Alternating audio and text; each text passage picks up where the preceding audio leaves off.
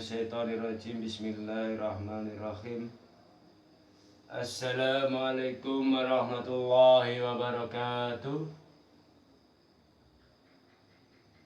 Alhamdulillahirabbil alamin. Assalatu wassalamu ala asrafil anbiya'i wal mursalin sayyidina wa maulana Muhammadin wa ala alihi wa ashabihi ajmain. Subhanallah walhamdulillah wa la ilaha illallah wallahu akbar. La hawla wa la quwata illa billahil alil azim. Subhanallah walhamdulillah.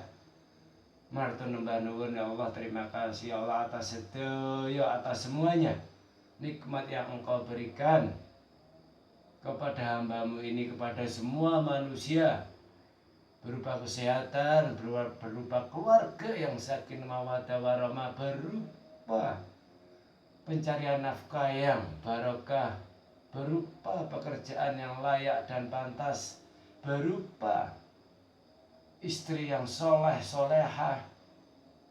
Martun nembah nuwun ya Allah, diberi kesehatan. Salawat dan salam mudah-mudahan tetap tercurahkan pada junjungan kita Nabi Agung Nabi Muhammad SAW, yang telah nantinya kita harapkan syafaatnya ila yaumil qiyamah. Amin amin ya rabbal alamin. Di sini kita belajar bareng, ngaji bareng, muhasabah bareng. Monggo niatnya belajar, karena manusia itu sebenarnya sudah tahu, sudah pandai, sudah pintar, namun kadang manusia itu khotok, nisyan wal khotok, salah dan lupa dan salah. Maka di sini monggo kita saling mengingatkan, menghormati sesama saudara muslim. Di sini adalah majelis ke-31 dari kitab Durratun Nasihin, bahwa sikap adil dan baik sama orang. Dalam surat An-Nahl ayat 90, a'udzubillahi minasyaitonirrajim, bismillahirrahmanirrahim. Innallaha ya'muru bil 'adli wal ihsani wa ita'i dzil qurba wa yanha 'anil fahsya'i wal munkar wal baghi ya'idukum la'allakum tadhakkarun. Yang artinya, sesungguhnya Allah menyuruh kamu berlaku adil dan berbuat kebajikan, memberi kepada kaum kerabat, dan Allah melarang dari perbuatan keji, kemungkaran dan permusuhan. Dia memberi pengajaran kepadamu agar kamu dapat mengambil pelajaran. Jadi ternyata alhamdulillah Allah Subhanahu wa taala itu memberikan suatu pengajaran kepada kita, di mana kita untuk selalu berbuat baik dan mencegah permusuhan dan mencegah kemungkaran dan mencegah perbuatan keji. Dengan cara kita di manusia diberi ujian, cobaan dan sebagainya adalah suatu bentuk pelajaran, di mana setiap cobaan dan ujian itu adalah suatu hal di mana akan terdapat dalam diri manusia itu suatu sifat keimanan. Tambah imannya, tambah kedewasaannya, tambah pandai menyelesaikan suatu permasalahan yang dihadapi oleh manusia itu sendiri. Jadi adalah itu suatu pelajaran. Allah memberikan ujian, cobaan adalah suatu hal di mana kita diberikan suatu tambah keimanan, suatu tambah pinter, pandai menyelesaikan suatu masalah yang dihadapi. Karena setiap cobaan itu adalah datangnya dari Allah, dan Allah akan memberikan yang terbaik bagi manusia itu sendiri. Jadi bersyukurlah, beralhamdulillah, karena Allah masih sayang pada kita sebagai manusia ini dengan berbagai ujian yang akhirnya kita mendapatkan suatu hal hikmah yang luar biasa dari Allah Subhanahu wa taala. Rasulullah telah bersabda, Bismillahirrahmanirrahim, ahlul jannati salasatun, tu sultanin muksitu mutasaddiqu muwaffaqu arujul rahim raqiqul qalbi likulli dhira rahmin wa muslimin mu'afifun muta'afifun du'yalin. Yang artinya penghuni surga itu ada 3 macam. Yang pertama adalah penguasa yang adil, berbuat baik terhadap orang-orang fakir, dan diberi petunjuk oleh Allah dalam hukumnya.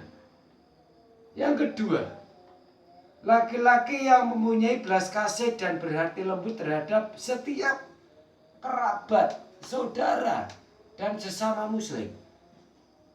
Yang ketiga, orang yang berkeluarga yang mau mencegah dirinya dari hal yang diharamkan. Berkata Al-Imam Al-Qusairi, Allah Subhanahu wa taala telah memerintahkan hambanya untuk berbuat adil. Pertama, kepada Tuhannya, yaitu dengan cara mendahulukan hak-haknya daripada haknya sendiri.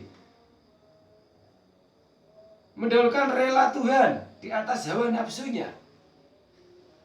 Membebaskan dirinya dari larangannya dan melakukan perintahnya.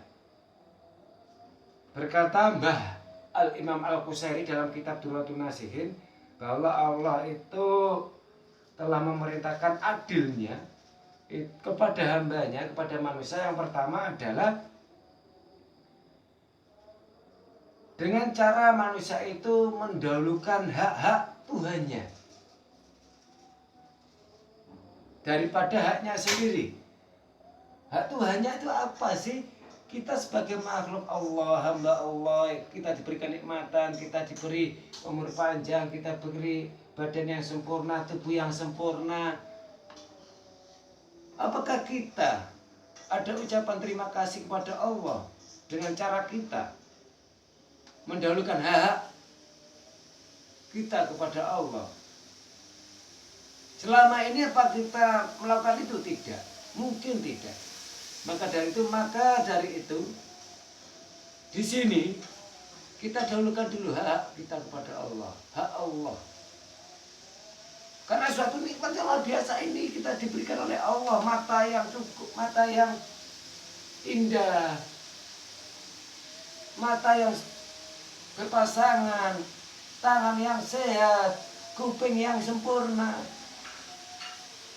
tubuh yang sempurna. Dengan cara kita mendahulukan hak Allah yang termasuk dalam menjauhi segala larangannya dan mengikuti semua perintahnya.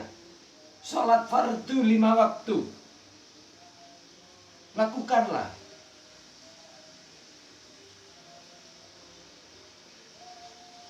Zakat, puasa, haji bagi yang mampu. Jadi lakukanlah itu, karena rukun Islam itu adalah termasuk cara kita memberikan hak Allah dengan cara kita khusyuk melakukan rukun Islam tersebut. Syahadat, sholat, zakat, puasa, haji. Mendahulukan rela Tuhan di atas hawa nafsunya, membebaskan dirinya dari larangan dan melakukan perintahnya. Kedua, menurut Mbah Imam Al-Qusairi di dalam kitab Durratun Nasihin, adalah adil terhadap dirinya sendiri, yaitu tidak berbuat sesuatu yang dapat membinasakan dirinya. Adil terhadap dirinya sendiri dan tidak membuat sesuatu hal yang binasa bagi dirinya sendiri. Mungkin contohnya adalah dengan cara kita memberikan hak pada tubuh kita dulu. Makan secukupnya, kalau kita sudah mampu makan setiap hari, ada kelebihan, ada suatu yang lebih pada ekonomi kita dan sebagainya, kita yang lain kita sedekahkan pada fakir miskin. Tapi kita penuhi dulu diri kita. Mungkin ketika kita di dalam suatu pekerjaan, ketika keluarga kita masih membutuhkan kita, ada keluarga kita yang sakit, mungkin kita dahulukan dulu hak di dalam keluarga, hak di dalam keluarga kita dulu baru keluar. Jadi ketika kita melakukan sesuatu di luar kita merasa nyaman, karena apa? Di dalam keluarga, di dalam hak keluarga kita sudah memenuhi. Ada rasa ketenangan di dalam keluarga. Ketika kita keluar dari rumah, maka apa yang kita dapat adalah ketenangan. Di dalam keluarga sudah tenang, litaskunu ilaiha, maka di luar pun akan menghasilkan suatu hal yang baik ketika kita terjun dalam satu kegiatan di masyarakat. Yang ketiga, adil sama makhluk, yaitu mau menasihati sesama manusia, tidak mengkhianatinya dan tidak mengganggunya dengan perkataan atau perbuatan yang kurang baik terhadap manusia atau makhluk lainnya. Artinya kita memberi sesama manusia harus memberi nasihat, itu adil, tidak tidak mengkhianatinya. Menurut Mbah Imam Qushairi di dalam kitab Durratun Nasihin, dan tidak mengganggunya dengan perkataan-perkataan dan perbuatan yang mengganggu terhadap manusia lainnya. Artinya apa? Artinya ketika ada sosok pemimpin, ketika ada sosok orang yang dijadikan di depan, apabila salah ya kita beri nasihat dan tidak mengkhianatinya, dan tidak mengganggunya, dan tidak memberi perkataan perbuatan yang menjatuhkan mental seorang yang ada di depan.